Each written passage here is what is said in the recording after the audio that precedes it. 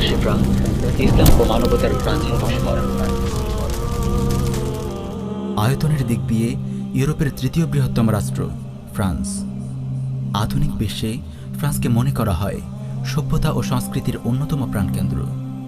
সাম্য, স্বাধীনতা ও মানবাধিকারের জাগ্রত প্রহরী। বাক স্বাধীনতা, ব্যক্তি স্বাধীনতা, ধর্মনিরপেক্ষতা, পরমত সহিষ্ণুতা ইত্যাদির মতো স্লোগান যাদের নিত্যদিনের জিকির। দাজ্জালি মিডিয়া তাদেরকে আমাদের সামনে তুলে ধরে একটি সভ্য, সংস্কৃতিবান, আধুনিক জাতি হিসেবে। কিন্তু আসলেই কি তারা একটি সভ্য জাতি? ফ্রান্স কি আসলেই মানবতা ও মানবাধিকারের দেশ? রাসূলুল্লাহ সাল্লাল্লাহু আলাইহি ওয়াসাল্লামের অবমাননার কারণে ফ্রান্সের কথা মানুষের মুখে মুখে আলোচিত হচ্ছে। মুসলিম বিশ্বে ফ্রান্স বিরোধী বিক্ষোভ ও ফ্রেঞ্চ পণ্য বয়কটের আহ্বান জোরালোভাবে উচ্চারিত হচ্ছে। আজ আমরা আপনাদের সামনে তুলে ধরব সভ্যতার মুখোশ পরা ফ্রান্সের অসভ্য চেহারা। প্রকাশ করে দেব মানবাধিকার ও বাকস্বাধীনতার বুলি আওড়ানো ফ্রান্সের নগ্ন রূপ। ফ্রান্স ইসলাম ও মুসলিম উম্মাহর ঐতিহাসিক শত্রু। ইসলাম ও মুসলিম উম্মাহর বিরুদ্ধে ফ্রান্সের এই আগ্রাসী কর্মকাণ্ড নতুন কিছু নয়। শতাব্দীর পর শতাব্দী ধরে তারা প্রজন্ম পরম্পরায় এই কাজ করে আসছে। বাকস্বাধীনতার নামে নবী অবমাননার এই জঘন্য কাজ মূলত ফ্রান্সের ঐতিহাসিক ইসলাম বিদ্বেষী চরিত্রেরই বহিঃপ্রকাশ। ইসলামের প্রাচীন এই দুশ্মন ফ্রান্সের নামের সাথেই জড়িয়ে আছে মুসলিম উম্মাহর প্রতি জুলুম ও নিপীড়নের এক ভয়ঙ্কর ইতিহাস। সভ্যতার মুখোশ পরা ফ্রান্সের অসভ্য চেহারা দেখতে হলে আপনাকে ইতিহাসের পাতাগুলো আরেকবার উল্টাতে হবে। বর্বরতা, নিষ্ঠুরতা ও পৈশাচিকতায় কালো হয়ে আছে সম্পদ ও প্রাচুর্যে ঘেরা ঝলমলে এই সন্ত্রাসী রাষ্ট্রের ইতিহাস। ফ্রান্স একটি বর্বর ক্রুসেডার রাষ্ট্র। মানবাধিকারের স্লোগান তোলা আধুনিক ফ্রান্সের ইতিহাস বর্বরতা ও পৈশাচিকতায় ভরা। দাজ্জালি মিডিয়া যে ফ্রান্সকে মানবতার ত্রাণকর্তা রূপে আমাদের সামনে উপস্থাপন করছে, এই ফ্রান্স আসলে মানবতার অন্যতম বৃহত্তম দুশ্মন। খ্রিস্টীয় একাদশ শতকের শেষের দশক থেকে মুসলিম উম্মাহর বিরুদ্ধে যে বর্বর নারকীয় ক্রুসেড শুরু হয়েছিল, ফ্রান্স ছিল তার অন্যতম প্রধান কেন্দ্র। 1095 সালের নভেম্বরে খ্রিস্টান পোপ দ্বিতীয় আরবান দক্ষিণ ফ্রান্সের ক্লারমেট শহর থেকে এক সমাবেশে ঘোষণা করে ক্রুসেড যুদ্ধ। এরপর মানবজাতি প্রত্যক্ষ করে পশুত্ব ও বর্বরতার এক লোমহর্ষক দৃশ্য। লক্ষ লক্ষ উন্মত্ত খ্রিস্টান মুসলিম বিশ্বের বিরুদ্ধে একের পর এক লড়াইয়ে ঝাঁপিয়ে পড়ে। এই বর্বর বাহিনীগুলোর ধর্ষণ, গণহত্যা ও লুণ্ঠনে জমিন পর্যন্ত কেঁপে ওঠে। 1099 সালের 15 জুলাই ওরা জেরুসালেমে প্রবেশ করে। পুরো শহরে বইয়ে দেয় রক্তের বন্যা। শুধু মসজিদে আকসায় হত্যা করা হয় 70,000 মানুষ। মসজিদের বারান্দায়ও ছিল হাঁটু পরিমাণ রক্ত। ঘোড়ার লাগাম পর্যন্ত পৌঁছে গিয়েছিল রক্তস্রোতের উচ্চতা।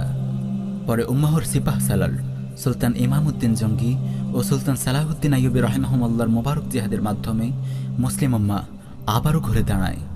ক্রুসেডারদের হাত থেকে কেড়ে নেয় প্রথম কেবলা বাইতুল মাকদিস।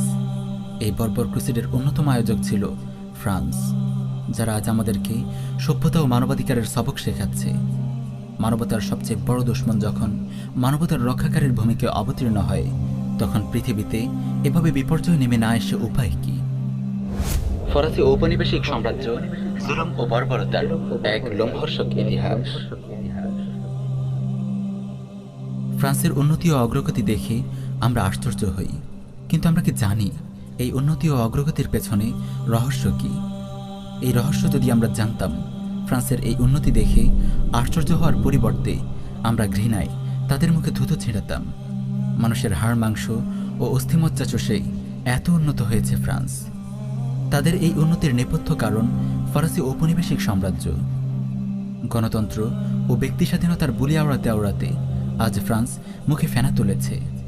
অথচ এরাই একসময় বিশ্বের বিভিন্ন দেশে ছলে বলে কৌশলে গড়ে তুলেছিল ফরাসি উপনিবেশ। বিশেষ করে আফ্রিকা মহাদেশে তাদের গড়ে তোলা উপনিবেশ ইতিহাসের এক কালো অধ্যায়। আফ্রিকার সম্পদ ডাকাতি করতে হেন কোনো অপকর্ম নেই যা এই ফরাসি ডাকাতগুলো করেনি। আফ্রিকার সম্পদ ডাকাতি করে নিজেদের দেশে সম্পদের পাহাড় গড়ে তুলতে এরা নির্বিচারে মানুষ হত্যা করতেও দ্বিধা করেনি। বর্তমানে ফ্রান্সের আয়তন 6,74,843 বর্গ কিলোমিটার। অথচ 1960 সাল পর্যন্ত সাম্রাজ্যবাদী এই সন্ত্রাসী রাষ্ট্রটির আওতাভুক্ত এলাকা ছিল ১,১৬,৭২,১৫৭ বর্গ কিলোমিটার। এর মধ্যে বড় একটি অংশ ছিল আফ্রিকা মহাদেশের। আফ্রিকা বলতে আমাদের সামনে অনুন্নত, অশিক্ষিত কিছু জাতির ছবি চোখে ভেসে উঠলেও ইউরোপীয় উপনিবেশের আগে আফ্রিকা ছিল প্রাকৃতিক সম্পদে পরিপূর্ণ সমৃদ্ধ একটি অঞ্চল। দীর্ঘ ১৫০ বছরের এই ঐতিহাসিক ঔপনিবেশিক শাসন আমলে এই জালিম ফ্রান্স আফ্রিকার দেশগুলোকে নির্বিচারে শোষণ করে। ধীরে ধীরে আফ্রিকার জনগণের সম্পদ ডাকাতি করে তারা ফ্রান্সে জমা করে, ঠিক যেভাবে ব্রিটিশরা আমাদের ভারতবর্ষে শোষণ করেছিল। ফ্রান্সের আজকের এই উন্নতি ও সমৃদ্ধি মূলত আফ্রিকা থেকে লুট করে আনা সম্পদের ফল। ১৯৬০ সালের পর ফ্রান্স আফ্রিকা থেকে তাদের উপনিবেশ গুটিয়ে আনতে বাধ্য হলেও এখনও তারা সেখানে শোষণ ও নিপীড়ন জারি রেখেছে। বরং বলা যায় সন্ত্রাসী ফ্রান্স এখনও টিকে আছে সাবেক উপনিবেশ আফ্রিকাকে শোষণের মধ্য দিয়ে। এটি গোপন কিছু নয়। সময়ে সময়ে ফরাসিরা নিজেরাও এটি স্বীকার করে। সাবেক ফরাসি প্রেসিডেন্ট ফ্রাঁসোয়া মিতেরা ১৯৫৭ সালে ভবিষ্যৎবাণী করেছিল, আফ্রিকার ওপর নিয়ন্ত্রণ টিকিয়ে রাখতে না পারলে একবিংশ শতাব্দীর ইতিহাসে ফ্রান্সের কোনো জায়গা থাকবে না। ৫ দশক পর প্রেসিডেন্ট জ্যাক শিরাক ২০০৮ সালে একই বক্তব্যের জোরালো পুনরাবৃত্তি করেন। আফ্রিকা না থাকলে ফ্রান্স তৃতীয় বিশ্বের তালিকায় ছিটকে পড়ত। তিনি পরিষ্কারভাবে স্বীকার করেছিলেন, ফ্রান্সের ব্যাংকগুলোতে যে অর্থ আছে তার একটি বড় অংশ এসেছে আফ্রিকান রাষ্ট্রগুলো শোষণ করার মধ্য দিয়ে। ডাকাতি করে ধনী হওয়া দেশ সন্ত্রাসী ফ্রান্স এখন আমাদের সভ্যতা শেখাচ্ছে। এখনও যারা আফ্রিকার সম্পদ ডাকাতি করে দিন গুজরান করছে তারা আমাদের নীতিনৈতিকতা ও গণতন্ত্রের সবক দিচ্ছে। এর চেয়ে বড় আশ্চর্যের আর কি হতে পারে? যেসব অবুঝ মুসলিম ভাই ফ্রান্স ও ফরাসিদের সভ্য ও উন্নত জাতি মনে করেন, তাদের মূর্খতা ও অজ্ঞতা কোথায় গিয়ে পৌঁছেছে তা আর বলার অপেক্ষা রাখে না। আলজেরিয়ায় সন্ত্রাসী ফ্রান্সের গণহত্যা। ফ্রান্সের ঔপনিবেশিক থাবায় আক্রান্ত অঞ্চলগুলোর মধ্যে মালি, গিনি, কঙ্গো ও সোমালিয়ার নাম বিশেষভাবে উল্লেখযোগ্য।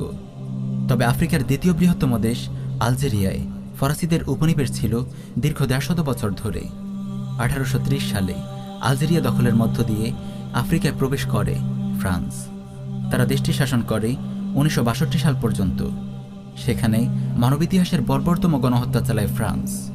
আলজেরীয় তথ্যসূত্র মতে ১৩০ বছরের ঔপনিবেশিক শাসন আমলে ফ্রান্স ২০ লক্ষ আলজেরীয়কে হত্যা করেছে। স্বয়ং ফ্রান্সের হিসেব মতে এই সংখ্যা ১০ লাখ। ব্রিটিশ ঐতিহাসিক অ্যালিস্টার হর্ন তার বিখ্যাত অ্যাসেভেজ ওয়ার অফ পিস গ্রন্থে লিখেছেন, অভিযান চলাকালে নৃশংসভাবে আলজেরীয় নারীদেরকে ধর্ষণ করে ফরাসি সেনারা। ধর্ষণ শেষে তারা অনেক নারীর স্তন পর্যন্ত কেটে ফেলেছিল। হত্যার পর অনেকের মৃতদেহ বিকৃত করতেও কসুর করেনি তারা। আলজেরিয়াতে ভয়াবহ নির্যাতন ও মানবাধিকার লঙ্ঘনের কথা স্বীকার করে ২০১২ সালে প্রথম বক্তব্য দেন ফ্রান্সের প্রেসিডেন্ট ফ্রাঁসোয়া ওলেদ। ফ্রাঁসোয়ার সঙ্গে সুর মিলিয়ে দেশটির বর্তমান প্রেসিডেন্ট ইমানুয়েল ম্যাক্রো স্বীকার করেছিল, ফরাসি সেনারা স্বাধীনতা যুদ্ধের সময় আলজেরীয়দের ওপর অমানবিক নির্যাতন চালিয়েছিল। এই হলো সভ্যতার মুখোশে লুকানো সন্ত্রাসী ফ্রান্সের আসল চেহারা। লক্ষ লক্ষ মানুষের খনি একজন ডাকাত এখন মানবাধিকারের পাঠ দিচ্ছে মুসলিমদেরকে। এর চেয়ে বড় তামাশার কথা আর কি হতে পারে? আফ্রিকায় আল্লাহর সিংহদের বিজয় অভিযান। অনেক অবুঝ মুসলিম ভাই মনে করে ক্রুসেড শেষ হয়ে গেছে। বাস্তবতা হলো ক্রুসেড এখন পূর্ণ শক্তিতে চলমান। সামরিক ও বুদ্ধিবৃত্তিক ক্রুসেড এখন পুরোদমে চলছে পৃথিবীর সর্বত্র। Afghan, Iraq, Syria, Yemen, Arakan Kashmir, ফিলিস্তিন, মালি, সোমালিয়া ও পূর্ব তুর্কিস্তান সহ পৃথিবীর বিস্তৃত অঞ্চলে চলছে এক অসম ক্রুসেড। আর একই সঙ্গে বিশ্বজুড়ে দাজ্জালি মিডিয়ার বুদ্ধিবৃত্তিক ক্রুসেডও চলছে। আমরা কি এই ক্রুসেড সম্পর্কে সচেতন আছি? প্রিয় ভাইয়েরা, জাতিসংঘের নেতৃত্বে বিশ্বজুড়ে মুসলিম উম্মাহর বিরুদ্ধে যে ক্রুসেড চলছে, এতে আপনি কোন পক্ষে আছেন? ঈমান ও কুফরের এই লড়াইয়ে আপনি কোন শিবিরে অবস্থান করছেন? সাবধান মুসলমান। অন্য সব ক্রুসেডার রাষ্ট্রের মতো সন্ত্রাসী ফ্রান্সও এক মুহূর্তের জন্যও ইসলাম ও মুসলিমদের বিরুদ্ধে ক্রুসেড বন্ধ করেনি। রাসূলুল্লাহ সাল্লাল্লাহু আলাইহি ওয়াসাল্লামের অবমাননার এই ঘৃণ্য কর্মকাণ্ড তাদের বুদ্ধিবৃত্তিক ক্রুসেডেরই অংশ। আর আফ্রিকার বিস্তৃত অঞ্চলে ফ্রান্সের নেতৃত্বে চলছে রক্তক্ষয়ী সামরিক ক্রুসেড। সন্ত্রাসী ফ্রান্সের বিরুদ্ধে আল্লাহর সিংহরা লড়ছে সোমালিয়া, মালি, আলজেরিয়া ও নাইজার সহ বিভিন্ন দেশে। সোমালিয়া ও মালিতে বিশাল অঞ্চলে ইসলামী শরিয়াহ কায়েম করেছে শাবাবের মুজাহিদরা। প্রতিটি রণাঙ্গনে ক্রুসেডার ফ্রান্সকে নাকানি চুবানি খাওয়াচ্ছে আল্লাহর জিন্দাদিল সৈনিকেরা। কিন্তু অত্যন্ত দুঃখের বিষয় হলো, আমরা উম্মাহর এই সিংহদের খবর রাখি না। ক্রুসেডারদের বিরুদ্ধে জিহাদ পরিচালনাকারী গাজী সালাহুদ্দিন আইয়ুবীকে আমরা শ্রদ্ধার সঙ্গে স্মরণ করলেও বর্তমানে যারা সেই একই ক্রুসেডার বিরুদ্ধে লড়াই করছে তাদেরকে আমরা সাহায্য করা তো দূরের কথা, তাদের খবরটুকু আমরা রাখি না। কুফার মিডিয়ার সঙ্গে সুর মিলিয়ে উল্টো আমরা তাদেরকে জঙ্গি বলি। নাউজুবিল্লাহি মিন যালিক। বিবিসি, সিএনএন আর রয়টার্সের মতো কুফার সংবাদ সংস্থাগুলোর ওপর আমাদের এত আস্থা ও বিশ্বাস কোত্থেকে আসে? আল্লাহ তাআলা আমাদেরকে ক্ষমা করুন। আমরা তাদেরকে সাহায্য করতে না পারি, অন্তত দোয়ায় তো তাদেরকে স্মরণ করতে পারি। ইনশাআল্লাহ ফ্রান্সের মতো ক্রুসেডার রাষ্ট্রগুলোর বিরুদ্ধে জিহাদ এক মুহূর্তের জন্যও বন্ধ হবে না, যেমনটি হাদিসে এসেছে, ওয়াল জিহাদু মাদিন মুনযু বা'আসানি আল্লাহু ইলা আন ইউকাতিলা আখিরু উম্মতি আদ-দাজ্জাল লা ইউবতিলুহু জাওরু জাইরিন ওয়ালা আদলু আদিলিন। জিহাদ অব্যাহত থাকবে আমার নবুয়তের সময় থেকে এই উম্মতের শেষ ব্যক্তি দাজ্জালের সঙ্গে লড়াই করা পর্যন্ত। কোনো জালিমের জুলুম ও কোনো ইনসাফকারীর ইনসাফ জিহাদকে বাতিল করতে পারবে না। ইনশাআল্লাহ শীঘ্রই আল্লাহ রাব্বুল আলামিন মুসলিম উম্মাহকে আবারও মর্যাদা ও নেতৃত্বের আসনে সমাসীন করবেন। ইনশাআল্লাহ শীঘ্রই আল্লাহ রাব্বুল আলামিন মুসলিম উম্মাহকে আবারও মর্যাদা ও নেতৃত্বের আসনে সমাসীন করবেন।